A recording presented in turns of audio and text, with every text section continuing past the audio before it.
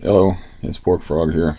I just went through that time that we all dread, which is we all dread withdrawal, but the time that's when the refill time. Okay, my head's gonna be a little messed up because I just got back from the doctor and he decided to half my dose without telling me or give me any warning. Just like, oh, okay, he'll do fine with just half a dose. And I told him that I had an oral surgery coming up in the middle of April. So that will be like 3 days before I'm due for a refill. So if you do the math there, that's going to be rough because I got to have enough to get the surgery and not be in a complete panic and full of anxiety. And if I'd rather have the surgery be tomorrow when I had a bottle instead of like trying to figure out how to eke out enough to cover the end of the refill period when I have to have an oral surgery. Why the guy thinks this is a good idea, I don't know. He's definitely anti-drug, and I understand there's like pressures being put in various states. I'm in the state of Ohio, where they're trying to just make doctors just stop giving the stuff. And so anyways, I don't know if he's preparing me for that, or I don't, who the hell knows. But maybe I had like an oral surgery appointment that I just went to last Wednesday, but it was just a consultation and I didn't get it done. And last month, yeah, I was a little strategizing, but I was like called just like on a random day, and I said, shit, computer problem. Anyways, you can still see me, so whatever, the computer's doing something weird. So anyways, it's a random, I randomly called him and said, the doctor likes to be updated on my condition. I have an oral surgery appointment to make sure that that he'd have that information, not to half my dose when I have that happening. And I did that last month, and then I called for my refill like a couple days later, and I got my full bottle of pills that I'm used to. So I did that again, but the truth is like just 3 days ago, I went to my appointment in Cleveland, which is far away from where I am, at Metro Health, and it was just a consultation. They didn't do anything. They scheduled me for surgery on the 13th. So when I called back to get my refill yesterday, I said, again, the doctor likes to know what's going on with me. So could you tell him, that I got a surgery scheduled? Now, I don't remember what I said last time. I think I said an oral surgery appointment. I don't even know, I don't even know if he's putting these two and two together, or if he had it planned cold all the time. Like, this is the last months for this dude, regardless of what's happening. So, I had a full refill. So, but anyways, yeah, I'm freaked out pretty bad because I didn't get a chance to stockpile. I have, I'll have like I'm two ahead. I was trying to do a little weaning myself. So I'm like 2 pills ahead, which, if you're talking about all the way to April 13th, and, it's like a journey to the moon. That's too many knows. Please forgive me. I'm not doing all that great. I can't get warm. That's why I got the heating pad here on my chest, and that's why I got a heavy shirt on and a hat on. Instead of being comfortable, I can't get warm, and there's no blood in my hands. It probably doesn't show up on the computer, but I don't have any veins in my hands. It's just like I was out moving around too, and it is cold out, and I might have just got super chilled. And then, the bad news on top of it is doing this to me. But yeah, I am not good. So, I just wanted to get through this, get my surgery done, and then, we'll deal with weaning me off and deal with extra stress. But now I got extra stress on top of an oral surgery that's shouldn't be a big deal, but they're not, a regular dentist wouldn't touch it. They're like, you got to get that tooth pulled out, removed by a oral surgeon, because it's got a curved root, and all this dental stuff. It's got a curved root. It's close to the sinuses. It's a necrotic tooth and all this, and I've been dealing with the stress of that for a long, long time, because I was misdiagnosed with it, and then I finally got properly diagnosed, and they were like, well, we may know what's wrong with you. You got a necrotic tooth, but we ain't touching it. So, but yeah, I got a lot of fear and anxiety right now. I'm just trying to calm down. I got a heart problem. If you watch my other videos, I got like a history of AFib arrhythmia that, I usually feel my heart screwing up because I can feel my heart really intensely as compared to other people. Like really quickly, when I called the ambulance once, the ambulance drivers just thought I was having anxiety and a rapid heartbeat. And I'm like, no, just hook me up to the EKG already. It's like, I had this before. I know what it is. And they were like, yeah, he's got AFib. Which hospital do you want to go to? And they were arguing with me like, calm down, calm down. And that's always nice when medical people don't believe you. So anyway, so I got the AFib history where I've had my heart shocked 4 times, and I got a bad neurological disease, CRPS, and then I got to deal with this addiction stuff on top of it. And, and trying to keep the anxiety down about, am I going to have a heart episode, or, am I going to die, or, because it's not like based, like I got anxiety that's really not based in reality, but a lot of the anxiety I have is based in reality. I got a real heart problem and I got a real disease, and it's all documented. And part of the reason why I'm so cold is because I rode an electric bike and it's about 25 degrees here, and I can't drive a car because my body don't work well enough to do it. And people are always like, well, people in wheelchairs can drive a car, and I'm like, I got CRPS, man. I can't trust my nervous system. I shouldn't be on the road with people that are just minding their own business, and suddenly I have a spasm or something and turn sideways into traffic. So, people don't understand. I'm dealing with that right now. And it's a really freaking weird disease where if any kind of emotional conflict, it's literally like getting beat up. And I can't get people to understand that because, they're like, well, you just had a fight on the phone. What's the big deal about that? And it's like, the big deal is you're not there to see what that does to me.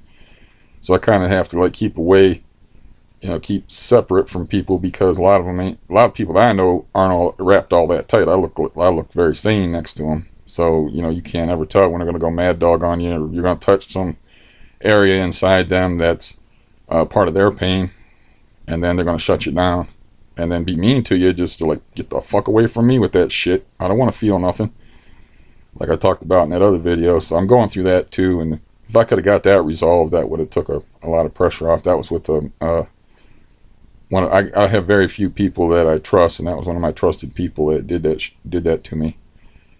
And so yeah, I'm freaked out because I'm like, yeah, it might be all right, it might not be all right, but regardless, I got a surgery appointment at the end of the refill period, which means I have to get ahead somehow when I'm taking half of what I usually take, and I have to try to keep my sanity in the meantime, and not let the withdrawal bother me too much. And I had, from my other appointment in Cleveland, I did half a dose for 2 days, and I didn't feel all that good the third day. I didn't feel all that good. I didn't feel good like the first couple days, but then the third day was when my body was like, hey, we need a little more. And so I gave it a little more because that was the day before the appointment. And I, went back to a normal dose. And then I only used 3 pills because I'm on a 2-pill, I was on a 2-pill day diet. So I only used 3 pills to get to Cleveland and go through all that anxiety and stress of going somewhere I've never been before, getting dropped off by a stranger. Because, like I said, the people in my life, they're very, very dodgy as far as support. They're just as likely to hurt you as support you because they don't understand the disease. So when I tell them, look, man, just if you feel irritable with me, don't fight with me, because if you fight with me, it's going to make my disease worse and I'm going to get sick. I mean, they don't believe me. They don't believe it. It's such a weird disease. They're like, well, you're obsessing over some stupid phone call. And I'm like, that phone call put me in bed for a week and I'm still sick from it. And I don't know how to make it any clearer to people that are dealing with somebody with CRPS, man. You cannot fuck with their emotions. You will make them sick. And that's actually in the literature. That's not something I'm dreaming up in my head. If anybody that has CRPS is watching this, they might already know about it. But if anybody is really some kind of a bookish person and want to look it up, man, I ain't making it up. Emotional disturbance, real bad, like getting your pills halved. something I imagine more people can relate to that I'm talking to than the CRPS.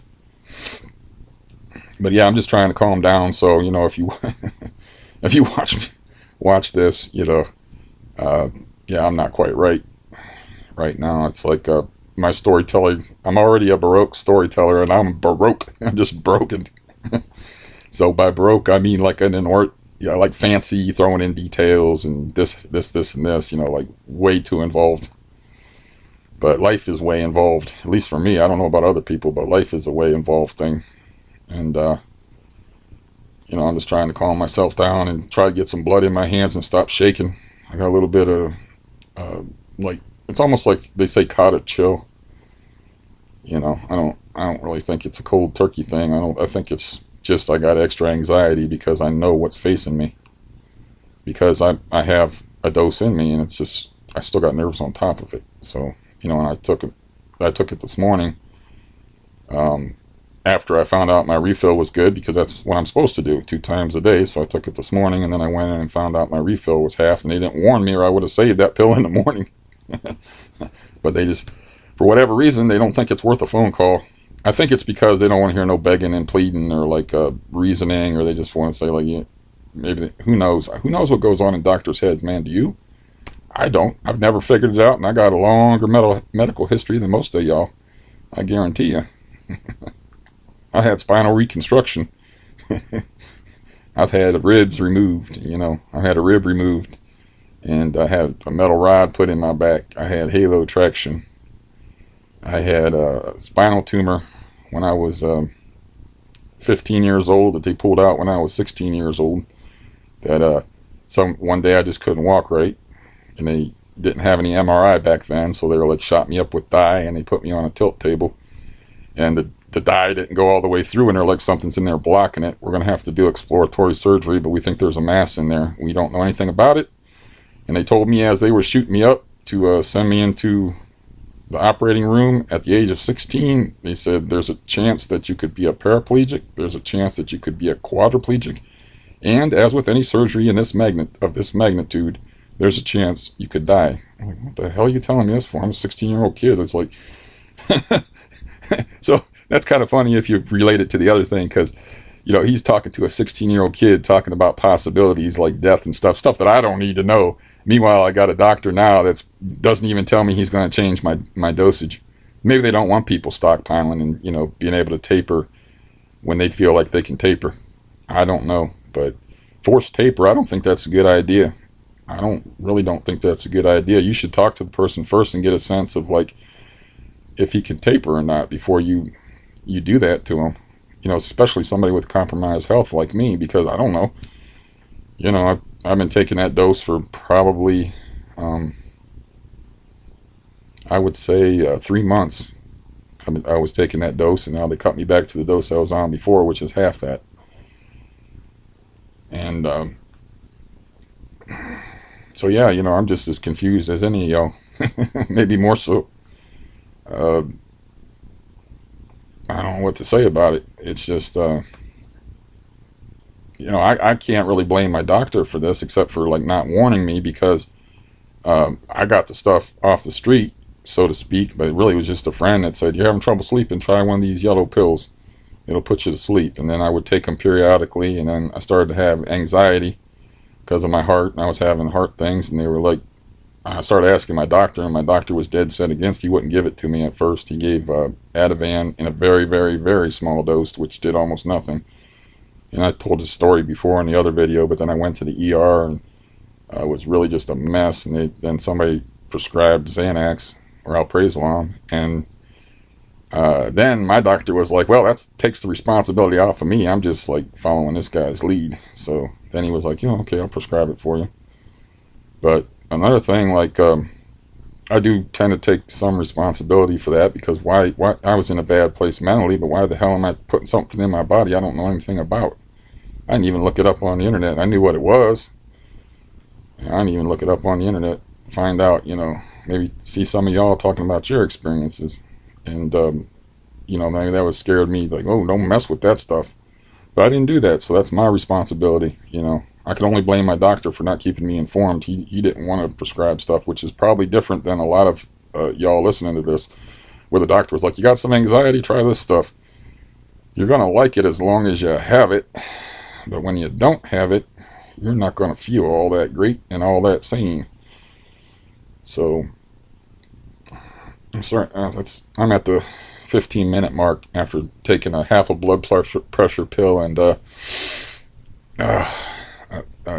a Xanax, which is only a quarter of a milligram of Xanax. So, my dose is half a milligram 2 times a day, and they cut it back to half a milligram once a day to get to the specifics, which I know for a lot of people that doesn't sound like a lot or whatever, but for me, it affects me pretty strongly. So for me, it's a lot, and I'm physically addicted. So right now, I just got psychological anxiety over it. It's not a physical thing because I have alprazolam in my system right now. I just have to figure something out and get used to the idea, life's just might get a lot harder here. And I think understandably afraid of it, because I don't think my anxiety is not hard to understand. I mean, I got a bad disease. Got to walk with a cane, can't drive a car. Got a family that's a pain in the ass most of the time. Some of them are good, some of them are pains in the ass, frankly. And they just exacerbate my problems. And, they're fine as long as I don't talk about my problems. That's the thing. They'll talk about their problems to me, but if I talk about my problems to them, it's my problems are too heavy for them. They're like, sorry. It's a little bit cowardly in my opinion. And then they shouldn't. I let them though. I guess I could fight back by not letting them cry on my shoulder, but I let them. Even though my problems outweigh theirs, because everybody's problems are serious to them. Like I said this in one video once where I was talking about CRPS. I was like, for some people, what I'm going through with CRPS is not as bad as what they're going through. And what they're going through from an outsider's perspective don't seem that bad, but it's all about, you guys know this, it's all about your head and where your head's at, and, your condition of your mental and emotional well-being, depending upon how much you can handle. And I was able to handle CRPS for 25 years without getting steady medication for it. I didn't go to a doctor at all for unless an emergency room visit for something like cutting myself for like 20 years. I was just like, I'm done with these doctors, I'm done with them. But then my heart started being bad, and I don't have no choice then. You start having arrhythmia, you got to go to the doctor. And then that's how I got my current doctor. And all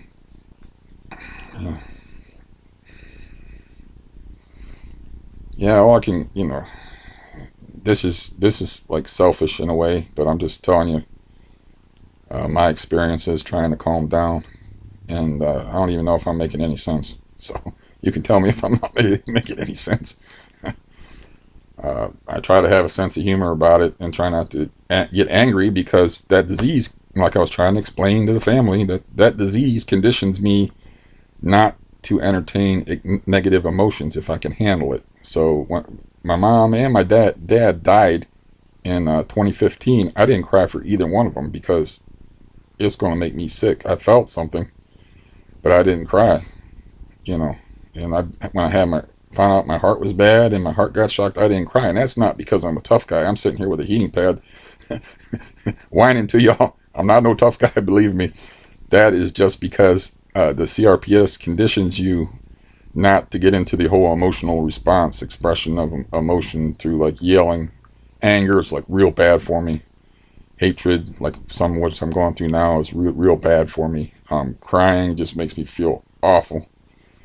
And it's not like you say, well, I'm sorry for assuming. You may say like, well, that makes everybody feel awful. But with me, it actually makes me physically ill. Like I won't be able to eat, or I won't be able to sleep.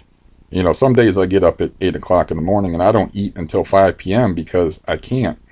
Because the emotion of hatred and anger that I have has got my belly like closed. I got no appetite at all. And that, that's... other people can get that angry and it can have that effect on them, but I guess, I don't know. You can tell me, I don't know other people's experiences, but I know CRPS, you get like crazy symptoms. So, I'm kind of out on an island by myself. Every time I gesture, it shakes the screen back and forth. I'm like on an island by myself because CRPS is so rare. And you think after 30 years of explaining it to family and them being around me, they could figure it out, but they can't figure it out because it's so alien to them. It's like I'm an alien. They're trying to understand an alien creature and why they act the way they act or why they do what they do. And, I have my spine opened up and a tumor removed. And I had a vertebrae removed. So I'm 6'1", I should be 6'4". I was always been jealous of, I have one less vertebrae than you, most likely. So I've always been jealous of that 3 inches of height that I could have had because 6'4" was a dandy height back in my day, man. Ladies love the tall man. So I was always jealous of that, losing that 3 inches of height to getting that vertebrae taken out.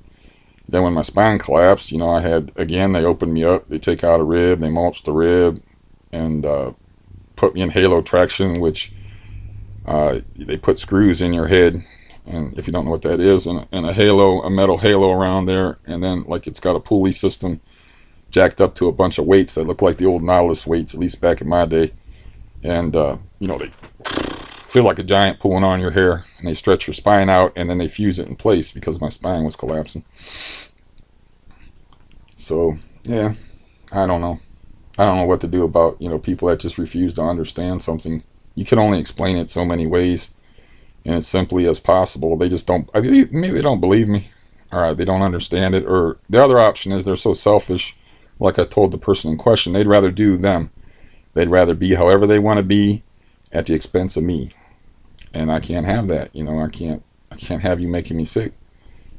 If you have a good reason, if I do something bad, that's different. But if it's over some stupid argument, or like you're actually being mean to me and cold to me for no particular reason, and CRPS has made me a pansy that way because it's like getting beat up. It's like somebody beating you up with words. I'd rather have fists, and if they didn't do too much damage, didn't break any ribs or change my beautiful face or anything like that, break my nose,